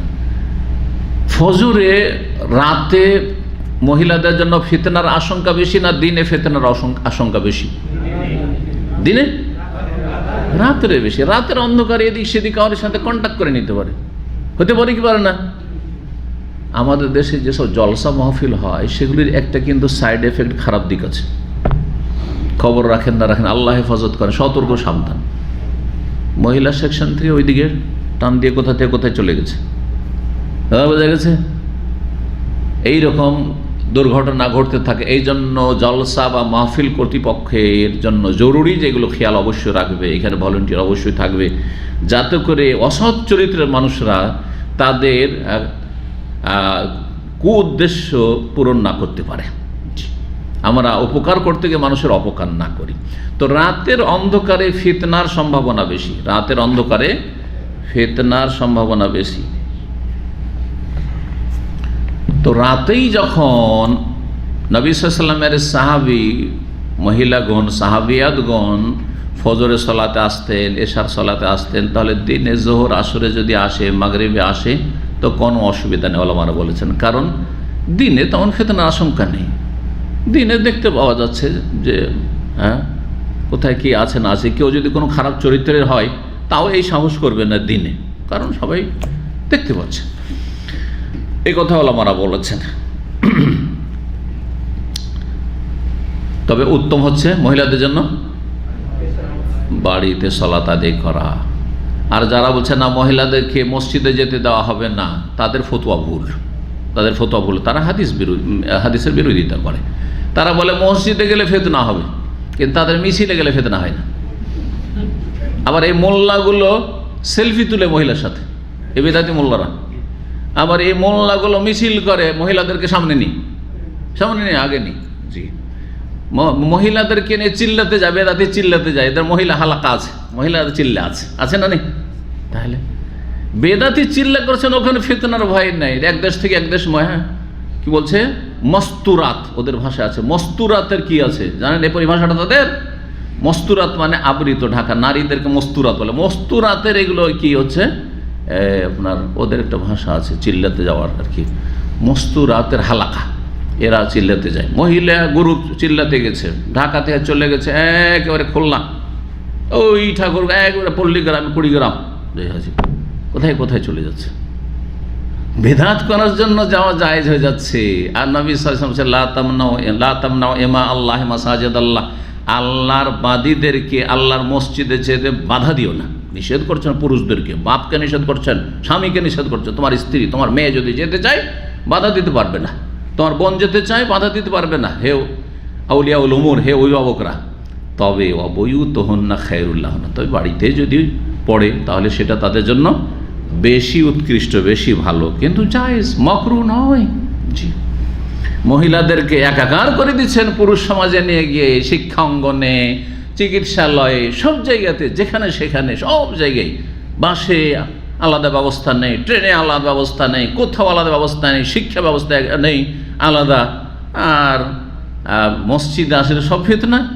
যে অন্তর বাঁকা, হাদিস মানতে গিয়ে রাসূলুল্লাহ সাল্লাল্লাহু আলাইহি ওয়াসাল্লামের অনুসরণের ক্ষেত্রে অন্তরে বক্রতা রয়েছে তাদের। জি। আল্লাহ বুঝার তৌফিক দান করেন।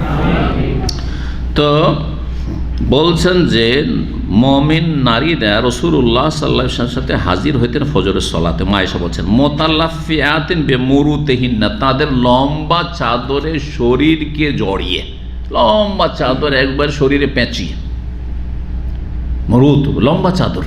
এক যুগ আমরা আমাদের দাদি নানি আমলে দেখেছি গ্রাম অঞ্চলে বড় বড় লম্বা চাদর, তখন বোরকা টোরকা ছিল না প্রচলন, কিন্তু ঢিলা ঢালা অনেক বড় চাদর হতো আর মোটা কাপড় হইতো একেবারে, সেটা একবারে মাথা পর্যন্ত ঘুমটা দিয়ে ধরে থাকতো আর একবারে টাকনার নিচ পর্যন্ত ঝুলতে আছে।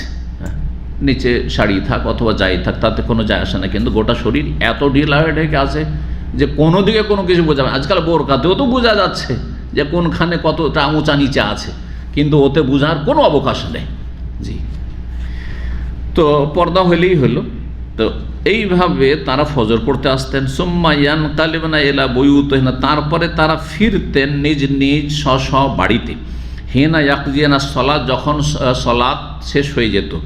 লা ইয়ারিফুহুন্না আহাদুম মিনাল গালাস, ভোরের অন্ধকার থাকার কারণে কেউ তাদেরকে চিনতেও পারতো না যে কোনটা কার মেয়ে কোনটা কার স্ত্রী, অথচ তখন হিজাব নাযিল হয়নি, চেহারা খুলে যাচ্ছে, অন্ধকার হয়ে থাকতো, চেহারা খুলে যাচ্ছে হেজাবের আগে, আর হেজাবের পরেও তারা এক চোখ খুলে এইভাবে চলতেন, এক চোখ খুলে শুধু দেখতেন আর ঘুমটা টেনে থাকতেন। এতটা পার্থক্য হেজাবের আগের পরের। আর হেজাবের আগে মানে এই নয় যে মাথা খুললে, কারণ শালীনতা অমুসলিম সমাজেও মক্কার কাফের মহিলারাও শালীনতার সাথে চলাফেরা করতেন। আমাদের দেশেও পুরানো আজকে থেকে 25-30 বছর আগে চলে যায় না, হিন্দু পরিবারগুলোতে মাথা ঢেকে চলতো, দেখেছেন না? দেখেন নাই? হিন্দু পরিবার মাথা খুলে চলাফেরা করতো না। এ তো পাশ্চাত্য সভ্যতা, এই সোশ্যাল মিডিয়া আর সমস্ত রকমের যে মিডিয়াগুলি রয়েছে সেসব মিডিয়ার কারণে একবারে ঘরে ঘরে সমস্ত নোংরামি আর অশ্লীলতা পৌঁছে দিয়েছে, যার ফলে যারা অমুসলিমও শালীনতার সাথে চলাফেরা করতো তাদের মধ্যে শালীনতা নেই। আর মুসলিম সমাজকেও এসব গ্রাস করেছে পাশ্চাত্য সভ্যতা, ইহুদি নাসারদের যে বিবস্ত্র হওয়ার সংস্কৃতি, সেটাকে সভ্যতা মনে করছে। সুতরাং টি শার্ট পরা শুরু করেছে, জিন্স প্যান্ট পরা শুরু করেছে, গেঞ্জি পরা শুরু করেছে। আউযু বিল্লাহি মিনাশ শাইতানির রাজিম। ঠিক ভোরের অন্ধকারে তাহলে সালাত শুরু হইতো, আর ভোরের অন্ধকারে শেষ, শুভ সাদেকের পর শুরু হইতো, আর ভোরের অন্ধকারই সালাতটা শেষ হয়ে যেত। এটা হচ্ছে ফজরের ওয়াক্ত। ফজরের ওয়াক্ত, ফজরের ওয়াক্ত সবচেয়ে উত্তম ওয়াক্ত হচ্ছে এটি। আর এটি মত হচ্ছে অধিকাংশ আইম্মায়ে কেরামদের। এই মতটি হচ্ছে ইমাম শাফি, মালিক, আহমদ, 3 ইমামের। 4 মযহাবের মধ্যে 3 মযহাব বলছে কি, যে ফজর শুরু হবে ভোরের অন্ধকারে আর শেষ হবে ভোরের অন্ধকারই শেষ হবে। এই যে ফিরতেন তখনও অন্ধকার হয়ে থাকতো, নারীদেরকে চেনা যেত না, নারীদেরকে চেনা যেত না। আবু হানিফা রাহিমাহুল্লাহর মত হচ্ছে না, শুরু হবে ফর্সা হয়ে আর শেষ হবে ফর্সা হয়ে। একবারে ফর্সা হয়ে ফজর শুরু করবে যখন সব কিছু দেখা যাচ্ছে দুনিয়া একবারে, আর শেষ হবে ফর্সা এসফার। এসফার তাদের কাছে উত্তম, তাদের কাছেও ভোরের অন্ধকারে গালাসে জায়েজ, কিন্তু উত্তম হচ্ছে তাদের কাছে এসফার, ফর্সা করা। দুটো মত হলো না? মাঝামাঝি একটি মত আছে, সেটা হচ্ছে যে ভোরের অন্ধকারে শুরু হবে আর ফর্সা হইলে শেষ হবে। এই মতটি ইমাম আবু হানিফা রাহিমাহুল্লাহর বিখ্যাত ছাত্র, দ্বিতীয় বিখ্যাত ছাত্র ইমাম মুহাম্মদ বিন হাসান শাইবানি রাহিমাহুল্লাহর মত। তিনি অনেক হাদিস তার ওস্তাদের কাছ থেকে পাননি, কারণ ইমাম আবু হানিফা রাহিমাহুল্লাহর হাদিসের তেমন চর্চা ছিল না, ফিকহের চর্চা বেশি ছিল। কিন্তু ইমাম মুহাম্মদ বিন হাসান হাদিসের যুগ, হাদিস সংকলন জামানাটা বেশি পেয়ে গেছিলেন মুহাদ্দিসিনদের জামানা, যার ফলে তিনি অনেক সহিহ হাদিস পাওয়ার পরে ওস্তাদের মাসলাগুলি থেকে ফিরে এসেছেন, এমনকি ইমাম আবু ইউসুফ ফিরে এসেছেন। বলা হয়েছে যে ইমাম আবু হানিফা রাহিমাহুল্লাহর ফতোয়ার 3 ভাগের 1 ভাগ মাসাইলে ফতোয়াতে আবু ইউসুফ এবং মোহাম্মদ 2 জন ছাত্র বিরোধিতা করেছেন ওস্তাদের। তাহলে বোঝাল ওস্তাদ যদি ভুল করে তো বিরোধিতা করতে হবে। বিরোধিতা আলাদা জিনিস আর বেয়াদবি আলাদা জিনিস, দুটো এক নয়। কথা বুঝছেন না? বুঝছেন না? বেয়াদবি হচ্ছে যে আমি ফতোয়া ভুল করলাম সেই জন্য আপনি বেয়াদবি করলেন আমার সাথে, ঠিক আছে? এইটা বেয়াদবি, হারাম। এটা বেয়াদবি কারোর সাথে জায়েজ না, বড়দের সাথে। কিন্তু বিরোধিতা উদ্দেশ্য আমার কি? আমি আমার ওস্তাদকে ভালোবাসি, কিন্তু ওর চাইতে বেশি ভালোবাসি আমার রসুলকে। কথা বোঝা গেছে? আমি আমার ওস্তাদকে ভালোবাসি, কিন্তু তার চাইতে বেশি প্রিয় আমার কাছে কোরআন হাদিসের দলিল। কথাটি মনে রাখবেন। কিন্তু ওস্তাদও প্রিয়, কিন্তু এক প্রিয় ওস্তাদ, আর এক প্রিয় হচ্ছে আমার কাছে কাল আল্লাহ। কাল আল্লাহ কি বলেছেন, রসুল কি বলেছেন, কোনটা আগে রাখবেন? আল্লাহ এবং রসুল। আতিউল্লাহ ও আতিউ আল্লাহ মানো, রসুল মানো। তো আল্লাহ এবং রসুলের কথা যদি সঠিক ওস্তাদ বলেন, যতটা বলেছে জাযাকাল্লাহু খাইরান। আর যেখানে দেখছেন যে না, ওনার ভুল হয়ে গেছে, জাযাকাল্লাহ খাইরান, আপনি চেষ্টা করেছেন, কিন্তু আপনার এটা আমরা নিতে পারছি না, কারণ আপনি প্রিয়, কিন্তু আপনার চাইতে অধিক প্রিয় আমার কাছে আমার রসুল এবং কোরআন হাদিস। জি।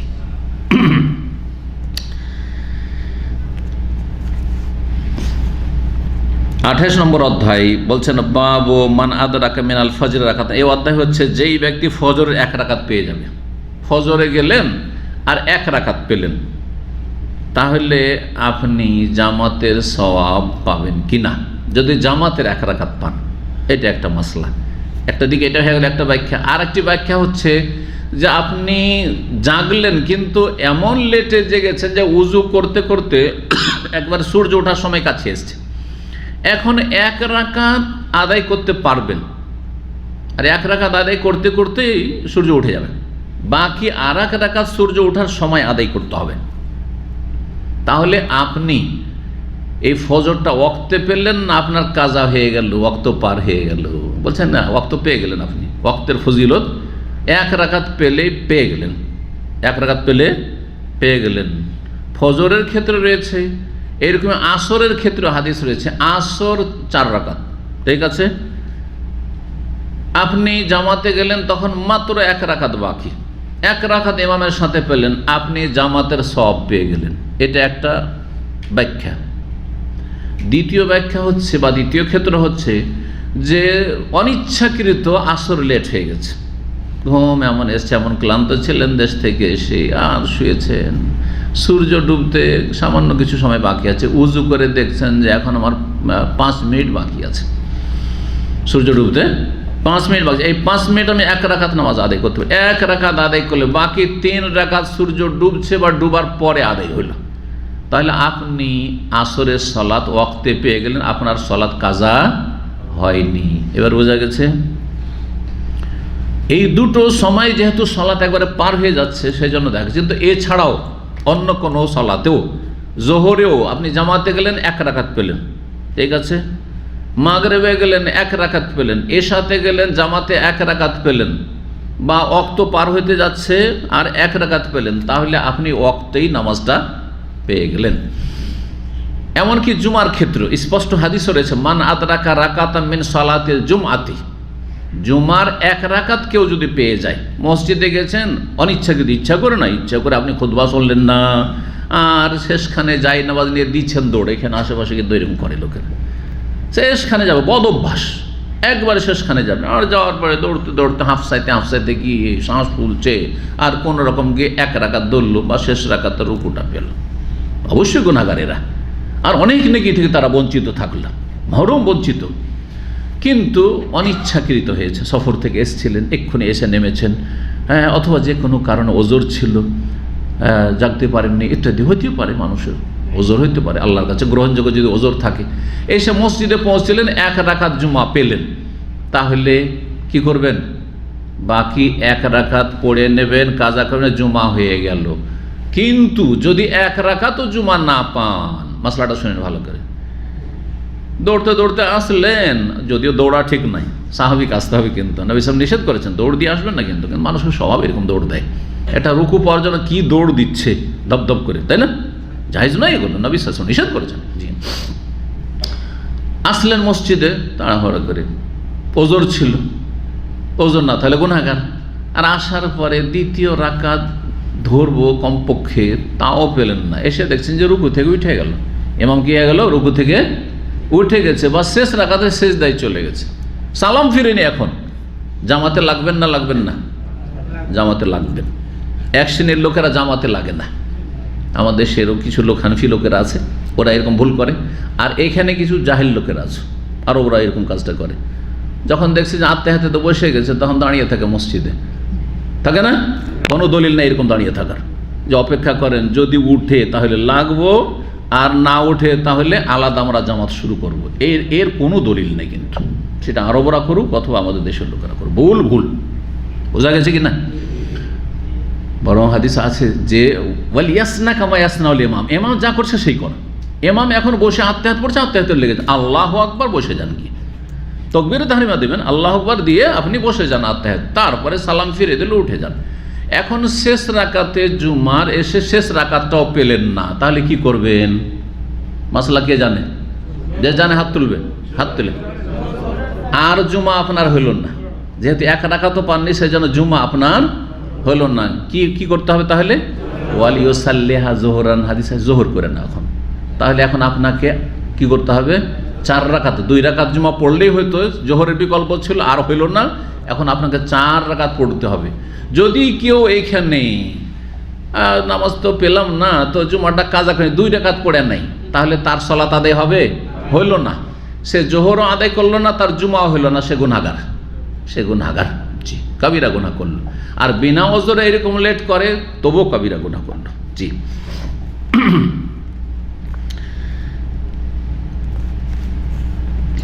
হাদিস 579 নম্বর হাদিস, আবু হুরায়রা রাদিয়াল্লাহু তাআলা হতে বর্ণিত, আন্না রাসূলুল্লাহ সাল্লাল্লাহু আলাইহি ওয়াসাল্লাম, রাসূলুল্লাহ সাল্লাল্লাহু বলেছেন, মান আদরাকা মিনাস সুবহি রাকাতান, কেউ যদি ভোরের 1 রাকাত পেয়ে যায়, কাবলা আন তাতুলা শামস, সূর্য ওঠার আগে, ফাকাদ আদরাকা সুবহা, তাহলে সে ভোরের সালাত পেয়ে গেল। সূর্য ওঠার আগে 1 রাকাত পেলেন, ওয়াক্ত পেয়ে গেলেন।